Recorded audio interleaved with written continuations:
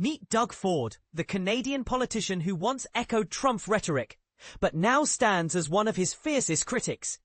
It's a political transformation that has left many scratching their heads.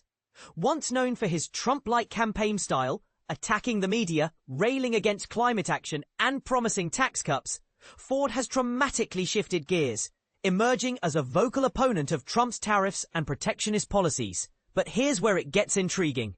How did a former Trump enthusiast become the self-proclaimed defender of Canadian interests, earning the nickname Captain Canada? And this is the part most people miss. His evolution from populist firebrand to centrist leader wasn't just a personal pivot, it was a strategic survival move.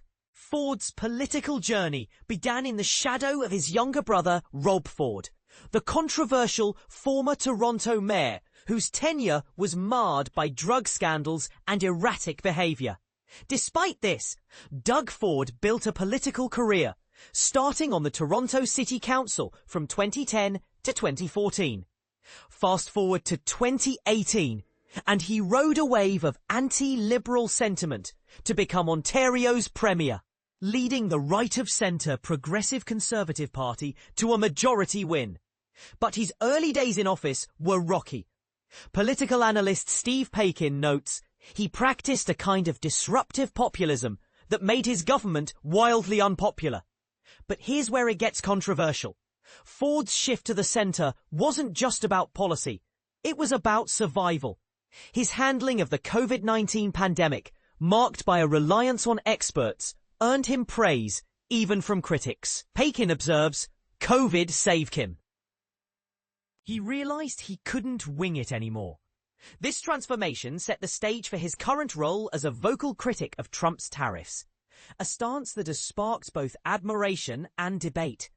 In recent months, Ford has taken his anti-tariff campaign to new heights, even airing a television ad featuring Ronald Reagan's 1987 warning against protectionism.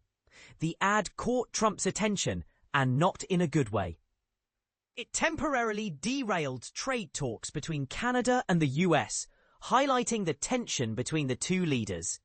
Ford's bold moves, including threats to cut off electricity to US homes and cancel contracts with American companies, have earned him the Captain Canada moniker. But is Ford's stance genuine, or is it a calculated political play? Some argue that he and Prime Minister Mark Carney are playing a strategic good cop, bad cop game, with Ford taking the aggressive stance while Carney works behind the scenes. Paikin suggests Ford is free to do whatever he wants while Carney takes a more muted approach.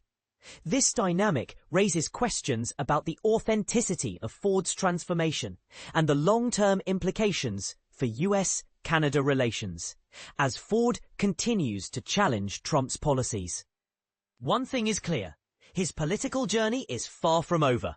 Is Doug Ford a principled leader or a master of political survival? We'd love to hear your thoughts in the comments. After all, in the ever-shifting world of politics, nothing is quite as it seems.